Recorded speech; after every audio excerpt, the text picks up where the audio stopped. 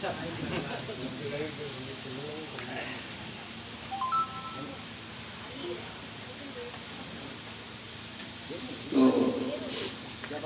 मैं कविता लोक सृजन संस्थान की ओर से आपका पुनः स्वागत अभिनंदन करता हूँ। और इतनी बड़ी संख्या में आप सब लोग उपस्थित हुए, जबकि परिस्थितियाँ बिल्कुल उल्टी थी, घबराहट हुई। और ये घबराहट प्रतिभा जी ने हमें हमारे आगे रखी थी कि पता नहीं इस परिस्थिति में लोग आ पाएंगे कि नहीं आ पाएंगे। तो जिस आयोजन में कुर्सियाँ कम पड़ जाएं, बाहर से लानी पड़े, मैं उस आयोजन को सबसे सफल मानता हूँ। इसके पीछे सबसे बड़ा श्रेय कविता जी के, प्रतिभा जी के व्यवहार को है, उनकी शालीनता को है, जो लोगों के बीच उन्होंने अपना स्थान एक विशेष बना रखा है कि छोटे बड़े सभी को उनसे लगाव है, बड़ों का आशीर्वाद है उनके लिए। उसी का मतलब है कि इतनी बड़ी संख्या में आप लोग बैठे हैं। आप सबको आज का प्रारंभ चिरंजीवी विवेक की गीतिका वाचन से हुआ। वास्तव में उन्होंने मनमुग्ध कर लिया। एक ऐसी धुन बनाई, एक ऐसा ढंग था प्रस्तुत करने का कि उसमें प्रतिभा की प्रतिभा मुखर हो उठी और पूरी तरह के साथ में दिखाई दी। मैं विवेक को बधाई देता हूँ। रेणु गुप्ता जी ने एक बड़ी ही जब प्रतिभा गुप्ता के साथ ऐसे घुल मिल के रहेंगे तो वो हम कहीं जाएंगे हमारी। रेणु द्विवेदी जी ने जो गीत का वाचन किया बड़ा ही भावुक था और बड़ी ही भावपूर्ण गीत का प्रस्तुत की। लोग उसमें डूब गए। ये इसके लिए हम उनको बधाई देते हैं और गीतिका के भाव सबके अंतरस्थल तक पहुँच सके। कुछ विराम के बाद में सुश्री वर्षा श्रीवास्तव ने अपने पूरे सांगीतिक पृष्ठभूमि का प्रयोग करते हुए बहुत सुंदर ढंग से जीवन की उजली चादर को मत मैली करना था, ये गीत का प्रस्तुत की। बहुत बहुत बधाई उनको। इसके बाद स्वयं प्रतिभा गुप्ता जी ने जो अपने उद्गार रखे बड़े ही मार्मिक। मैं दोहराना नहीं चाहता हूँ कि जब मैंने लिखा हुआ मैंने पढ़ा तो पढ़ते समय मैं बहुत भावुक हो गया था। और अगर मैं दोबारा ज़्यादा चर्चा करूँगा तो फिर मैं भावुक हो जाऊँगा, अपने को संभाल नहीं सकूँगा। और जब ऐसा संवेदनशील हृदय किसी कविता के पीछे होता है तो वो कविता पाठकों के हृदय में गहराई तक अपने आप में उतर जाए, ऐसा संभव है। वो अवश्य ही उतर जाए। और ऐसा आपने अनुभव किया कि उनकी जितनी रचनाएं यहाँ प्रस्तुत की गई, चाहे गीत का गायन के रूप में, चाहे हमारे वक्ताओं के उद्धरण के रूप में, आपने हर जगह महसूस किया कि उनकी गीतिकाएँ आपके हृदय तक को छूती हुई हैं। और जो आपके अंदर एक शिकायत है, हमारे अंदर भी है कि किताबों के ढेर लगे पढ़े, कहाँ तक पढ़े। मैं आपको पूरा विश्वास दिलाता हूँ और ये वचन देता हूँ कि आप प्रतिभा जी की गीतिकाओं को पढ़िए, वो शिकायत आपकी दूर हो जाएगी और आप महसूस करेंगे कि एक एक रचना इसकी सार्थक है और आपकी प्यास को उन्होंने।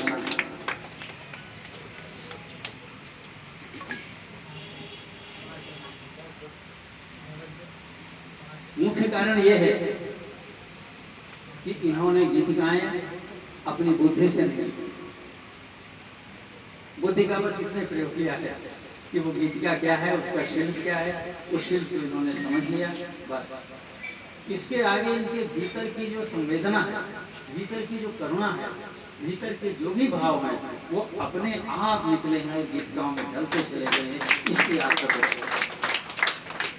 ये मैंने अनुभव किया और इसीलिए मैं आपको वचन देता हूँ, आश्वस्त करता हूँ कि आपके हाथ में जो ये पुस्तक आई है, अभिलाषा अंतस की गीत का संग्रह, इसको आप अवश्य पढ़ें और पढ़ने आएंगे। आप चिंता न करें, अभी मिली नहीं, सबको मिल गई, जिनको नहीं मिली उनको मिल गई। तो मेरा वचन है कि आप समय दीजिए, इसको पढ़िए और पढ़ने के बाद आप ये महसूस करेंगे कि आपका समय सार्थक हुआ और आपकी जो शिकायत बहुत समय से आ रही थी कि किताबें बहुत हाथ में आती लेकिन उनमें कुछ होता नहीं है, वो शिकायत आपकी दूर हो जाएगी। और अगर वो शिकायत न दूर हो तो मैं उसके लिए उत्तरदायी हूँ, मैं पूरा उत्तरदायी करूँगा।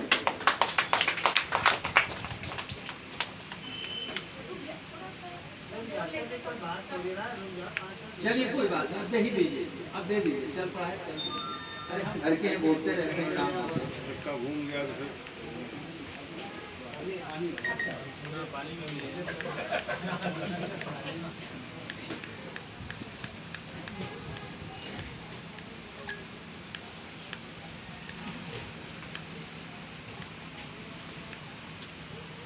प्रतिभा जी के वक्तव्य ने बहुत प्रभावित किया, उसमें दो राय नहीं है। मैं गुरु किसी का नहीं हूँ, मैं भी विद्यार्थी हूँ और मेरे पास जो व्यक्ति आता है वो भी मैं उसे विद्यार्थी के रूप में ही अपने पास स्थान देता हूँ या मैं उसके पास अपना स्थान लेता हूँ और वो और हम दोनों विद्यार्थी बन करके माँ शारदा के चरणों में नमन करते हैं और उन्हीं का बिल्कुल है, वहीं पर सब कुछ सीखते हैं। प्रतिभा जी आई मेरे सानिध्य में तो ये उनको लगता है कि उन्होंने जैसा सर्वेश जी कह रहे थे, मैंने उनसे जाने कितना सीख लिया उनको नहीं पता होगा। हम दोनों ने मिल करके माँ शारदा के चरणों में नमन करके उनके गुरुकुल में बहुत कुछ सीखा है। ऐसे एक बड़ी मजेदार बात बताएंगे आपको, वैसे गंभीर बातें कम होनी चाहिए, है ना, मजेदार बातें होनी चाहिए। मजेदार बात यह है कि जो हमारे मुख्य अतिथि सर्वेश जी बैठे हुए हैं, इनमें कला है एक कि ये सदैव दूसरे को बहुत ऊंचा कर देते और अपने को ज़्यादातर पीछे छुपाने की कोशिश। ये बड़े कौशल से बताया गया कि वो नीरव जी के संपर्क में ना आती तो ऐसा नहीं होता, सब कुछ इसी की वजह से हुआ। मैं आपको बताना चाहता हूँ कि कविता के क्षेत्र में पदार्पण करने वाला व्यक्ति अगर सर्वेश जी के संपर्क में आ गया है तो आगे का मार्ग उसको ये खुद ही दिखाते रहते हैं और वो शिखर को छू लेता है। और ये मेरा पूरा विश्वास, एक नहीं हजारों रेणु जी इधर बैठी है, प्रतिभा जी इधर बैठे हैं और जाने कितने लोग बैठे। तो वास्तव में सबसे पहले प्रतिभा जी सर्वेश जी के संपर्क में आई, इनके अंदर पहले से ये प्रतिभा है, एक प्रतिभा के रूप में ये पहुंच गई, तो कुल मिला के दो प्रतिभाओं का जब योग हुआ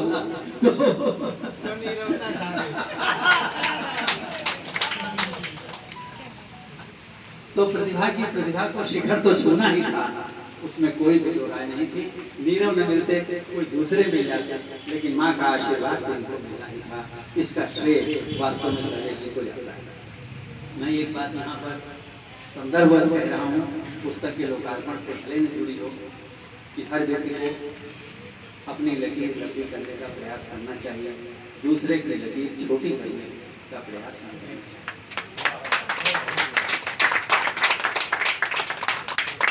जाने कितने लोग हमसे सवाल उठा देते हैं, हमने सुना है, किसी को उल्लेख नहीं करेंगे, अरे फला आदमी हर जगह छाया रहता है, ऐसा करें इनको।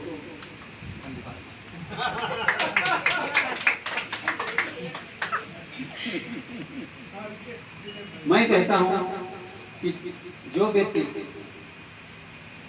हर मंच में छाया हुआ है, हर क्षेत्र में छाया हुआ है, एक बहुत बड़ा रचनाकारों का समुदाय परिवार उनके साथ में जुड़ा हुआ है, आप उनसे ये सीखिए कि क्यों जुड़ा हुआ है, कैसे जुड़ा हुआ है, क्या उनमें प्रतिभा है, और उनसे बड़ी प्रतिभा आप अपने अंदर भी सीख लीजिए। आप उनसे ज़्यादा काम कीजिए, ज़्यादा मंचों से जुड़िए और ज़्यादा बड़ा परिवार बनाइए।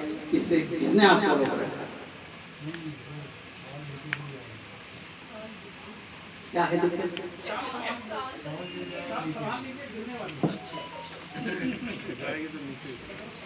इस तरह से बोलने के तो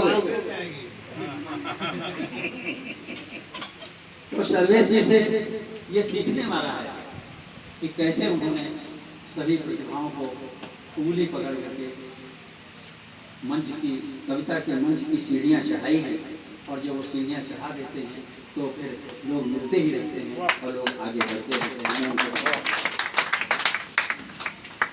प्रतिभा जी ने जो गीतिका संग्रह लिखा, मैं इस पर समीक्षा नहीं करूंगा, केवल एक बात कहूंगा कि मैं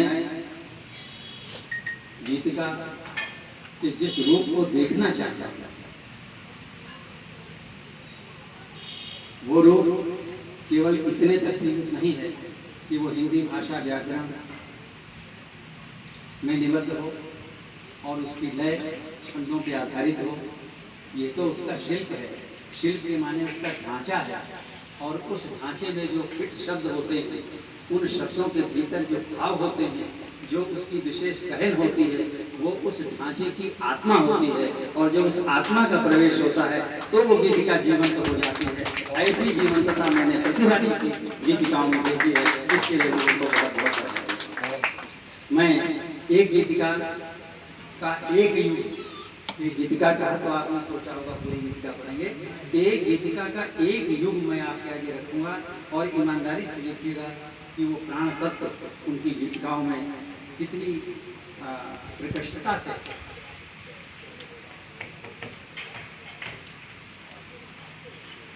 प्रकट हुआ है। देखें, जिनके साजन संग नहीं है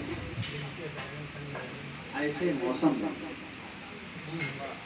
हम बता रहे हैं गीतिका की जो कहन है वो उसकी आत्मा है। उसको देखिएगा कि जिनके साजन संग नहीं है ऐसे मौसम में उनकी पीर पता चलती है। 1.5 पंक्तियां समाप्त हो गई, आधी पंक्ति बची है, और उस आधी पंक्ति में जो शब्द आएंगे उनमें विस्फोट होगा, पूरे अर्थ का विस्फोट होगा। ये गीत का ये मैं दिखाना चाहता हूँ कि बेचैनी, देखिए ये बेचैनी जो पैदा होती है कि युग में पढ़ा जाए तो शुरू से एक बेचैनी पैदा होने लगे, रे रे क्या कहना चाहता है, कलम क्या कहना चाहता है, और समाप्त होने पे वो बात ऐसा विस्फोट करे कि वाह वाह मुझसे निकल जाए।